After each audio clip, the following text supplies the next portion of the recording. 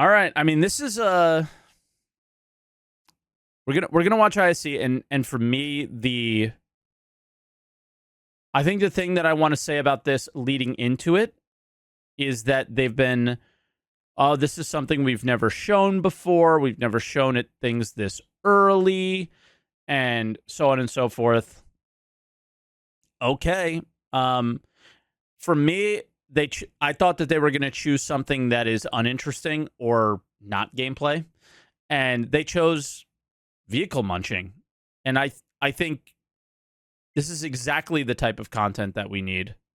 So I'm really excited. So for me, this is an incredibly anticipated episode. So let's see what it lives. Does it live up to that hype for me? We'll see.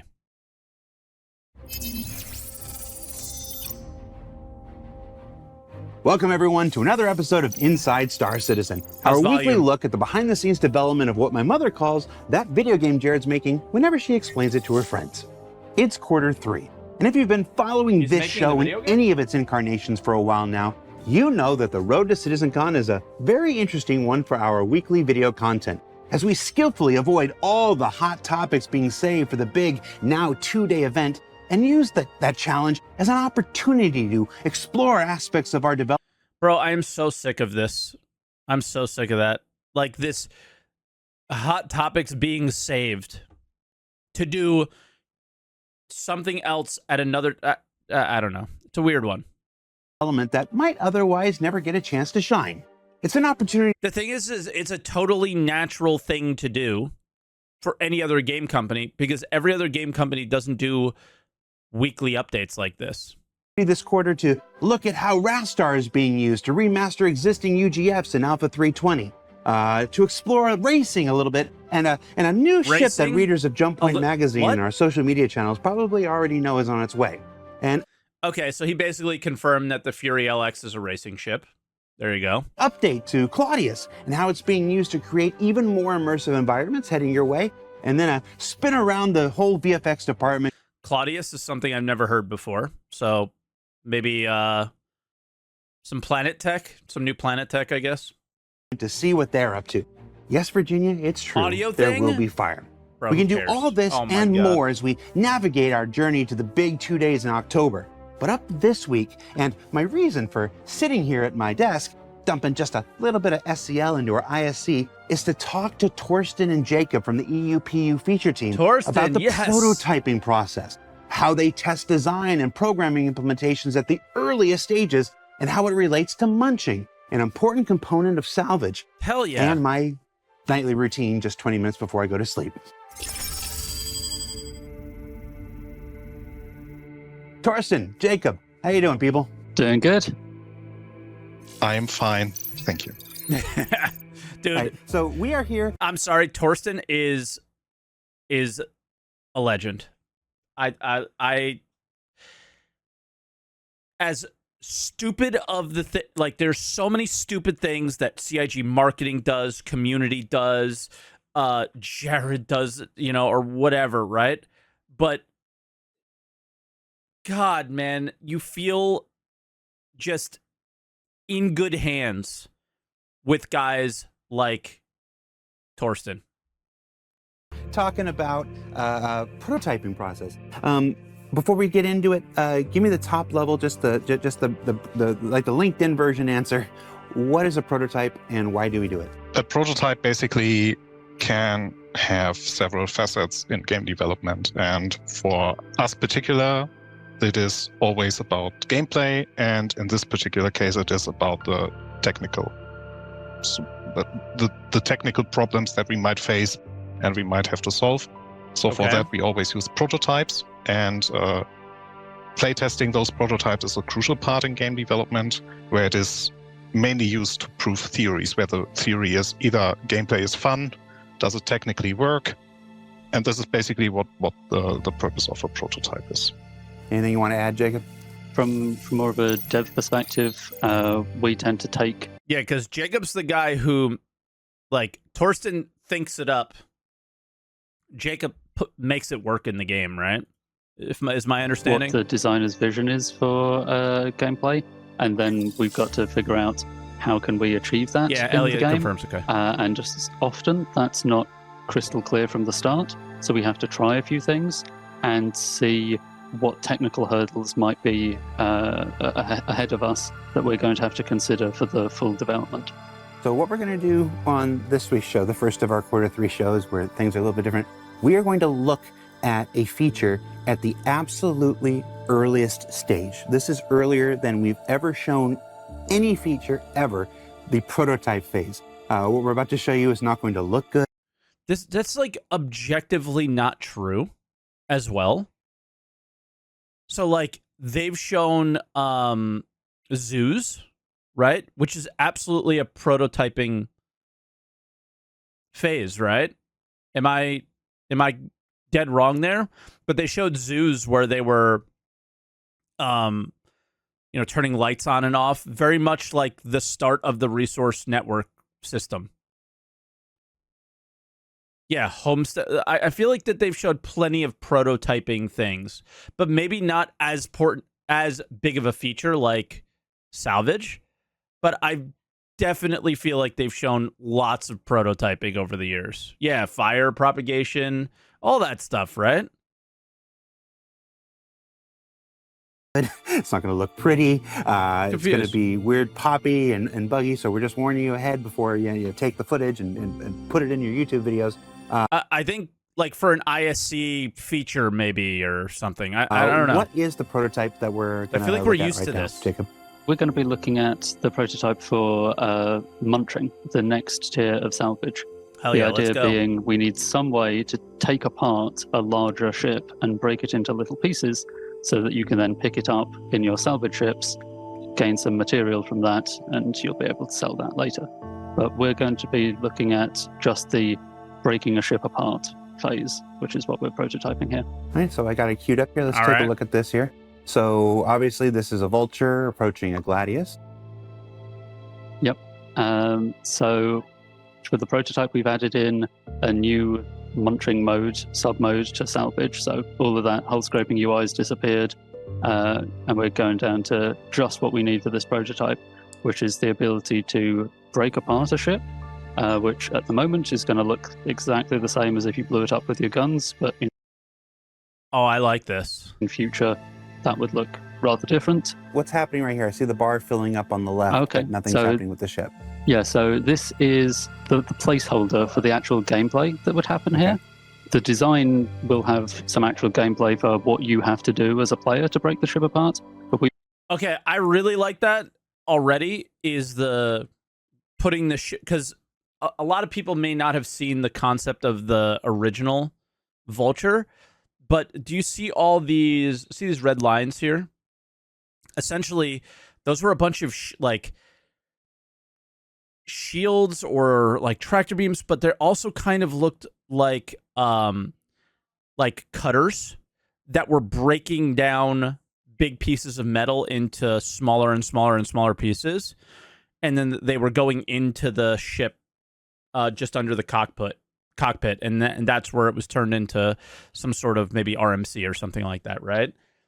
I sort of like the idea of putting the ship into the claw of it and then breaking it into pieces, but only a few ships fit there, so that doesn't really work, right? You put in that little placeholder, which is just essentially a timer, a progress bar, based on how big the target is.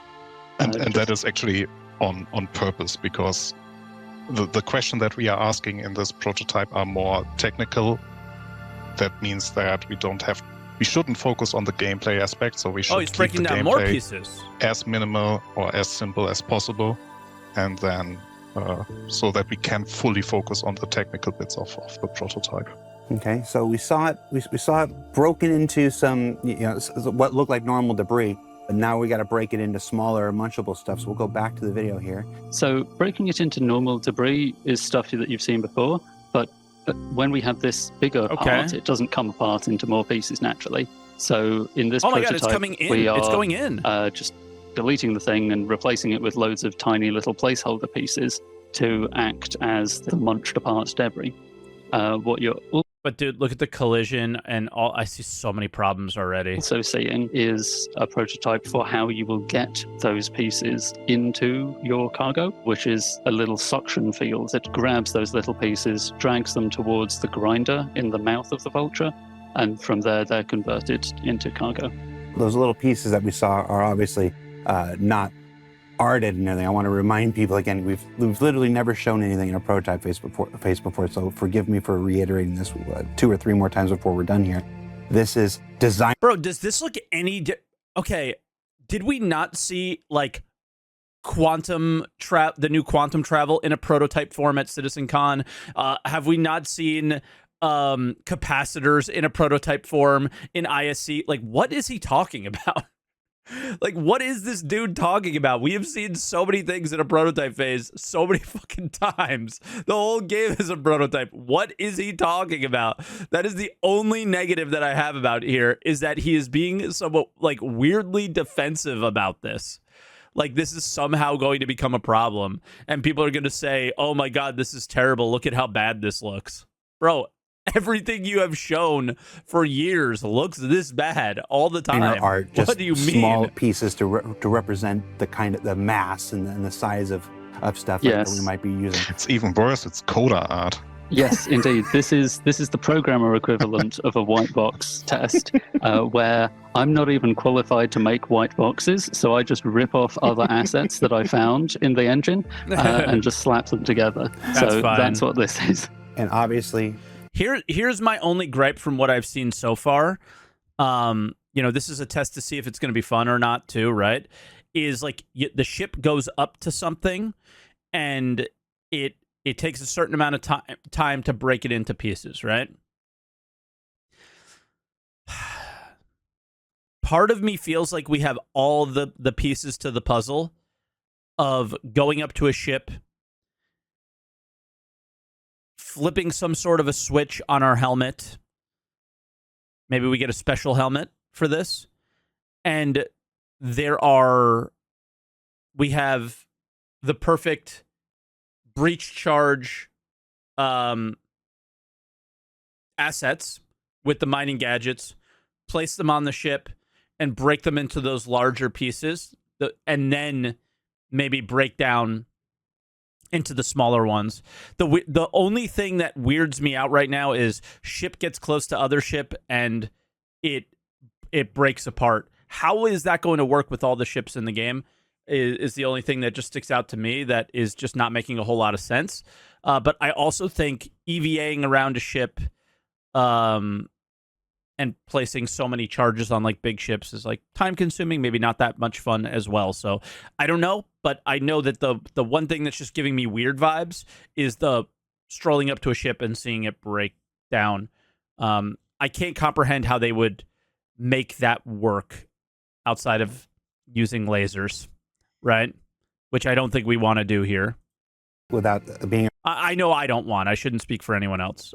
I don't want to see lasers. A prototype, there's no VFX, there's no explosions, there's no beams, there's none of the things that would mask this transition that would normally happen, so that you don't see the pieces just pop in, like they're currently doing. Gotcha. Yes. All right, so that was done on your local machine. Okay, so I think he just explained it there, and we're going to listen to that again because I cut in the middle of it. So let's all listen to exactly what he said there, is that little bar going up is just a representation of the time they want it to take to actually break down the ship with whatever mechanic they decide to place there is what I believe they mean. So let's see. Position that would normally happen, so that you don't see the... Okay, let's scroll back a little bit more. Being a prototype, there's no VFX, there's no explosions, there's no beams, there's none of the things that would mask this transition that would normally happen, so that you don't see the pieces just pop in, like they're currently doing. Okay, so potentially we're gonna be beaming these things. I would say right away, I would love if we got away from that, and I think using all the assets that we have in the game now. There's the ability to maybe do that with like a breaching charge thing that you place in the ship, and then you get back into your ship and press a button and it just breaks apart. You know what I mean? But I don't know. Maybe that's more complicated. All right, so that was done on your local machine, just you on your workstation doing a local version of the universe here. The next phase, as I understand it, is to test it in PU conditions, and we're going to go ahead and start this video because this video is going to go for a little bit. Tell me what we're doing here. Yeah, so I'll tell you what we're doing, and then we can discuss later why we're doing that. Exactly. What we're doing right here is I want to test worst case performance conditions. So I'm chucking in some console commands to load up or stream in several different landing zones at the same time. The server because FPS otherwise, is still me fine. as just one player on the server, I wouldn't really be loading that much. I wouldn't be stressing the server. So I'm going to stress it quite a lot by loading up as many landing zones as I can think of off the top of my head, basically, until I see that server FPS count go appreciably lower. And then only once I've done that am I going to step in. Yeah, so it's not players that are the problem necessarily. It's the players that end up loading in the landing zones. That is a very telling thing here. To the actual gameplay test. I also noticed you've upgraded from a Gladius to an 890 jump. Yes, because when I think worst case for break, Lots of social AI in those locations just saying, get rid of them because they don't do anything anyway and nobody cares right now. You know what I mean? Until you have meshing, just get rid of them. If that's actually the case, just get rid of them. Making a big thing into small things. You didn't know that already? Well, I did, but at the same time, we thought it was also like player action, but it's not. Player action doesn't seem to have as much of an impact as I would have thought, is all I'm saying. I want the biggest possible thing, which is going to require lots and lots of small things. So, yeah, 890 jump is a good candidate for that. Like, no player actions here, and their So- server's now down below 10 typing here? FPS. Oh, yeah. I'm just typing in some comments for the other recipients of this video, because this was an internal video for, reviewing stuff. Do you often use console commands to leave notes for people? There are other ways, but it's the most Torsten convenient. just laughing at him. So, so we've got the server simulating PU conditions. All the landing zones are loaded at once instead of streaming Yes. in and out like they would normally would. So Yes, it's actually and- worse than you would see on a normal PU. Indeed, and we're going to see that immediately. Crime that, committed, Okay. This breaking the ship apart that we saw work so nicely in the editor, well, I've really annoyed the server here because all of these pieces are, popping in a not so great way. And I make a bit of a sarcastic comment about it in the console. It's important to create these conditions, to test these things, not just in ideal conditions, not just the ideal universe of your own computer, or even the PU when it's like first loads and nobody's in and everything's great. No, indeed. What I'm testing here is worse than we would hope it ever to be. We don't want it to ever be this bad, but we got to test it because it might be. All right, so here's where Now, beams it would be will be shooting out, for starting to until break server the ship meshing, apart. it looks like. Yeah, there'd be extra gameplay here. There'd be I mean, this is another example of like how important server meshing might be, right? Is what they're showing, what they just showed. thanks to whatever. Bro, like this looked like it was a prototype video for vehicle munching, but in reality it was like a how bad do we need server meshing video. But in the editor version, we saw pretty much as soon as the big piece disappeared, all those tiny. Jared keeps explaining like he talks to toddlers. Have you met the Star Citizen community? They are literally children. Yeah. So he needs to. Little bits turned up. Well, it's not going to go that way in this situation. We're going to be waiting quite some time for all those little pieces to turn up. Gotcha. And so while we're waiting for those pieces to turn up here, let's talk about what we learned from what we've learned from these tests so far. Obviously, there's some performance stuff, but there's also some gameplay implications from what we've seen. Torsten, you want to talk us through it? Well, I can talk about some parts that we learned from, right? Sure. So the best thing that you can learn from a prototype is actually everything that goes bad, because this is the stuff that you can then iterate on and make the gameplay or the technical stuff even better. So from the gameplay perspective, so I will just talk about the gameplay stuff, and Jacob can talk about what we learned from a technical perspective there. Is from the gameplay we learned that what about big ships? So how, for example, now you saw the Vulture trying to attach to the 890 jump. That is a bit of a wonky situation, and it Okay. Did you catch that right there? Let's replay that. So we're getting a little bit more of a, from the designer, their thought process on how they want to do this. Let's listen to that again. Back. So the best thing that you can learn from a prototype is actually everything that goes bad, because this is the stuff that you can then iterate on and make the gameplay or the technical stuff even better. So from the gameplay perspective, so I will just talk about the gameplay stuff, and Jacob can talk about what we learned from a technical perspective there. Is from the gameplay we learned that what about big ships? So how, for example, now you saw the Vulture trying to attach to the 890 jump. That is a bit of a wonky situation, and it doesn't feel right. So hold on. And the I guess the one thing that he said was attached to the ship. Did you catch that? Like that, I don't think I like as a good idea. Emmy has a meme she said she wants to say. I don't know if you guys know, but this isn't final. Don't look at this and think that it's final. It's not final. I just want to let you guys know it's not going to look beautiful. This is not what it actually looks like. This is not an interactable JPEG. This is actual gameplay. Perfect. You're hired. What about vultures actually munching bigger ships? So how can we make that an interesting gameplay? Then you saw in the first video what happens when the ship transitions into the smaller bits. So the masking is a huge topic that we have to solve so that it feels right, and you don't notice that one element pops away and another element pops in. I'm very happy to hear him say attach, but I'm also like, yeah, with the big ships like this, it doesn't make sense. So I mean, my personal preference would be like, I think it would be super cool if we went around in EVA and attached breach charges and broke the thing apart. But again, with larger ships, how's that going to work?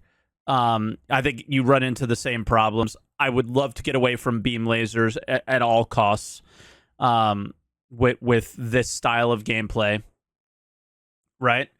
And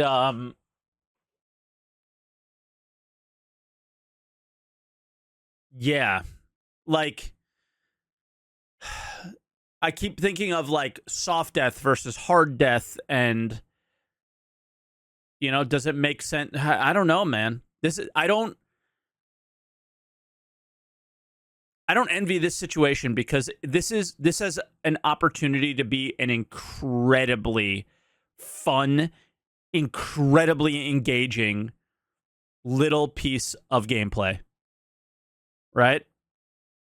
Hard space shipbreaker, please. I mean, I think that this is where we run into a lot of problems with Star Citizen's just general idea of what it is. It's trying to be so many things that how much time are they going to give Torsten and Jacob to actually work on this and actually finish it? I don't know. I mean, they've been talking about munching for quite some time. But for me, it's one of those things where this is a very, very big piece of the Star Citizen puzzle that I think I would be willing to wait quite a bit of time to see this come in properly. These are the things, like, I don't think Jared understands maybe that seeing this allows me and gives me a lot more patience around these gameplay features, because seeing it at this early of a stage is exactly what I need to go, all right, I can see the problems. I can see that it has a lot of potential. Now, show me the process as you're going through it, and maybe allow us to be a little bit of a part of it and provide feedback, just a little bit. Not a lot, because I think that they are not sharing all their thought process here on a lot of these things. It's only one part of it, but it allows me, and I'm already comfortable with waiting quite a bit longer because I'm just seeing how fun this could be, right? Like, the way they're showing it is like an 890 jump. Should it take an hour to break down? Should it take 2 hours to break down? I don't know. Like, that's one of the things, like, I'll put that out to you. Like, I don't know how I feel about the initial breakdown process. I think it's one of the things that they maybe didn't do the best job with with mining. And they maybe could have made it a little bit more interesting. And yeah, I kind of like to see that here. So we definitely have to mask that. Then what you might have seen in the first part is the conversion of materials. I don't know if you paid attention to the filler station bar that basically fills the SU crates in the backside of the vulture, but that filled drastically faster than it would normally do with hull scraping. That means that it would be more painful for you to munch because you have to stand up from your seat. Bro, I know they probably hired somebody to do these it says visual conceptualization. I was really enjoying this without these. So I really hope they don't get stupid with this. More often, go down to the filler station, remove the boxes. So this is definitely an issue that we then have to solve because that's pretty really don't standard. Want to have this gameplay to be more tedious than it's. You like them? Has to be. I think a lot of people do. So we have to find a solution how we can make it more much nicer for the player to actually remove those crates there. Oh, that's interesting. You hear this? It would be more painful for you to munch because you have to stand up from your seat more often, go down to the filler station, remove the boxes. So this is definitely an issue that we then have to solve because we really don't want to have this gameplay to be more tedious than it's has to be. So I think they learned their lesson maybe a little bit. It's already too tedious, right? And I think a lot of people have given that feedback, and that's another little interesting take from this episode of, like, are they going to address the tedium of that solo ship not really feeling very solo, right? We have to find a solution how we can make it more much nicer for the player to actually remove those crates there. Okay. Hey, vehicle tractor beams are coming in. A little one on the ceiling would be really cool. The navigation around the pieces is also something that we notice isn't that fun. So we will probably utilize the tractor beams there because we are anyway working on them. But maybe that makes it much easier for players instead of flying around and getting the pieces between the fork of the vulture and then having it disintegrate, but instead you pulling the pieces in with a tractor beam. The fork of the vulture is very limiting in terms of what pieces will fit. So this is also something we learned. And a big thing is which already is standing out is how can we make it fun and unique for the reclaimer. So we're looking in the prototype. And the thing is it's not just the vulture and the reclaimer. I would imagine most backers' expectations, let me know in the Twitch chat and maybe in the YouTube comments on don't you think the expectation is to have quite a few more salvage ships than just 2? I think our expectation with mining is to have quite a few more than just 2, right? So, there's already some in planning. So the idea of not just these 2 ships being interesting, but others as well, and learning that process through these prototypes of maybe how the ship designs should be. Essentially, that's been the problem the entire time with Star Citizen, is they're putting the cart before the horse over and over and over again, and then having to figure out all these problems that never needed to exist in the first place. What should have happened, and this is why so negative, Mike, all the time, is, or you don't understand game development. Well, no, I think sometimes CIG doesn't, right? Because they weren't developing a game; they were developing a, playable ship selling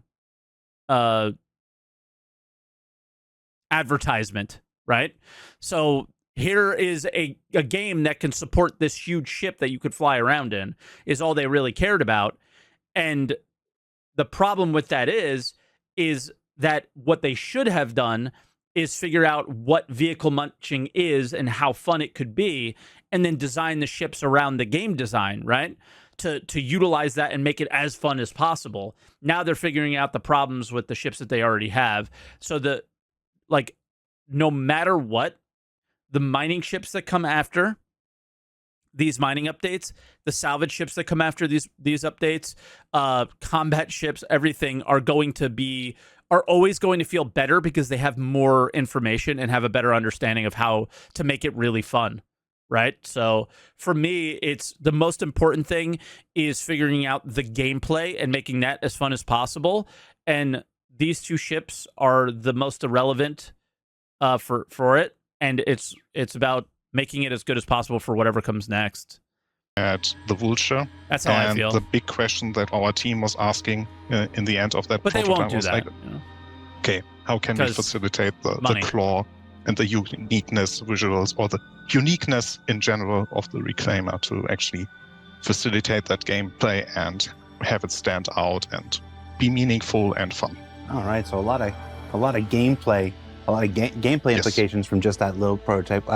Jacob, what was your takeaway? Gameplay feature, from the tech perspective, I'm looking at things like the performance, and also just what am I going to have to account for to achieve the designer's vision here? And also, I mean, does anybody notice just refinery deck in the background here? This guy just continuously going through a refinery deck. I imagine. I don't know what we're seeing, but look at it. It's all like wiggly and weird looking. I know that we're going to want things like the time that it takes to destroy something to be somewhat proportional for its size and mass. But from the initial prototype, I could already see that a bigger piece taking longer. It already takes a few seconds with the Gladius. If we're going to scale that up, and scale up the time as well proportionally to a big target, we're going to have to think about what equation are we going to use for scaling that, so that it doesn't take you ages sitting there for minutes to break something apart. I got to think about how I'm going to hook in the visual effects and the audio, whatever. Yeah, I mean, this is why I don't like the attaching thing. It's okay, like, what are the successes with mining and salvage currently? Is it is an engaging thing. You don't just sit there and attach and then wait for something to happen, right? You put inputs into the game, and that's what you get. What dependencies am I going to need to get in? Lies, you can't sleep in your seat. I mean, for me, this is just like so hyper realistic. It makes the game look like all this is done with in-game assets, but it does make the game look Speaking different. Of judging time, the entity system is taking a little bit of time to spawn all the spawn debris. Yeah. We've been talking. This is still going at the moment. Obviously, there's going to have to be some optimization work there with the entity system. This is kind of what we've got with PES is that it's not quite as quick to create entities as before we had PES. And we have all sorts of great stuff that comes with PES. So this is just a small limitation that we have to learn to work around. But it tells us that gameplay ideas that we had before PES might need some adaptation in order to work efficiently in the post-PES world. So speaking of which, let's go back to the video. I think we're about to get the entity spawns now. Any second, this yeah, has they been should playing be in the here. background while we've Should been be here talking. any moment now. Yes. There we go. There we go. And a bit of a flicker as they come in, but they're finally here. So yeah, this tells us, well, in this worst case scenario, this performance is obviously unacceptable. We're going to have to do something about this. So we are thinking about how can we change our approach? How can we optimize what we've got? Okay. Discussions in various different directions. But this is a key takeaway from this prototype, because if it had gone differently, if we tried this and the pieces turned up in just a few seconds or so, then we'd have known that this approach on the whole was probably acceptable, and with a little bit of optimization, it'd work. But that's not what happened. Yeah. The stuff took minutes to arrive, and that means we have to do some more serious rethinking about how we're going to approach this. The vision and the basically the acceptance criteria our directors define, they are still untouched, right? So those are still to be fulfilled, and even the overall vision that we as the team defined for how that gameplay should play out, those will be like, those are already set in stone because we all agreed on those. But how the actual gameplay then plays and feels, this is still affected by the prototype. A prototype like this is really perfect for stepping in early and making sure that every tick box on our acceptance criteria is met, and we can make a better gameplay out of it. Right. I think we all have I can hear the ending music. I mean, I guess I can see the bar at the bottom too. This was one of the best ISC episodes I've ever seen, by miles.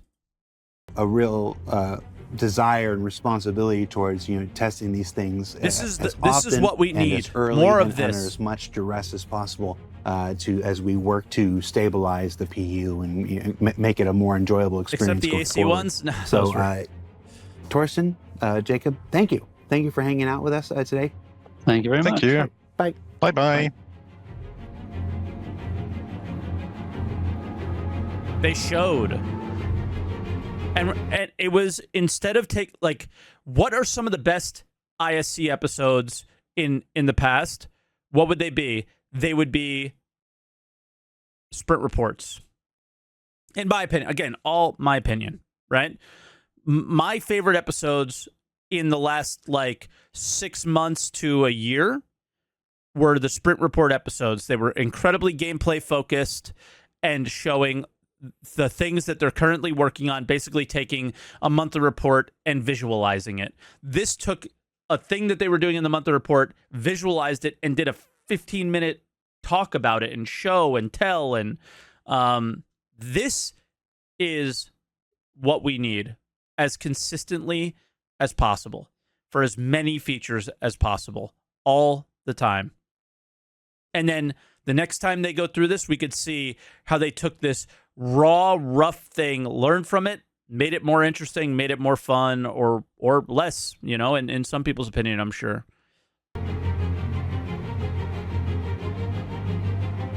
But I don't know, man. They got a lot of problems they got to figure out with it, because I don't see it being super fun from what I've seen so far. Well, we learned that prototyping doesn't really look like much of anything, but it's an essential step towards proving out design and performance before all the artists and other devs go in to do their thing. That it's just as important to prove out good ideas and good paths to take as it is to encourage developers to seek out another way towards success. And that it's important to continue refining not just the features and content being made, but the very way that we test those things, earlier and earlier, and under a scale of duress. For Inside Star Citizen, I'm Jared Huckabee. Thank you for letting us share the process of game development with you, and we'll see you all here next week. Yeah, that was good. Is there anything at the end? Nothing, no sneaky thing at the end, it looks like. So that's where we'll stop. I thought that was really good. Again, I stated it a few times. The thing that sticks out to me the most as a oopsie is the attaching to it. I'm not sure if I like that personally, or the fork, or some of these other ideas. but it seems like they've recognized that those are issues as well, and are, you know, maybe back to the drawing board or whatever, right? There was an end bit? No, there wasn't. I've just sat here and watched it. There wasn't. There wasn't a single thing at the end.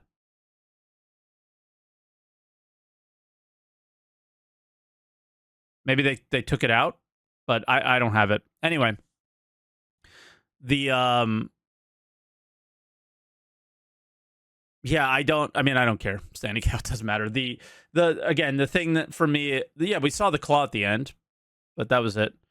I don't know. Yeah, but that's all just like fake stuff, and I don't care about that stuff. The thing for me is I'm glad we saw it early, and I think that this has the potential to be incredibly, incredibly, incredibly engaging and fun. And so far, what I'm seeing is a bit of a stray away from that with the attaching thing. I don't know, man. There's so many pieces of ships that are just like all over the place too. That I don't know. I don't know how I feel about it at the moment. So, yeah, like they don't explain what they're going for yet. So they're showing it really early without giving you the context of what their plans are entirely. Right? Like you got a little bit of that from Torsten where it was like, all right, well, we have direction from the directors, we have direction from our team, and we haven't really dove into that yet, is kind of what it sounded like you said. So yeah, we'll see. It's so far what that episode gave me is like, wow, this has the potential to be a lot of fun. Let's see what they do with it. Right? So that is how I kind of take it all. I think it looks really good. I think it has potential to be a lot of fun, and I am looking forward to watching the process of it getting to that fun place, and you know, maybe in like Evo tests or PTU tests being a part of that process. I think it'll be cool.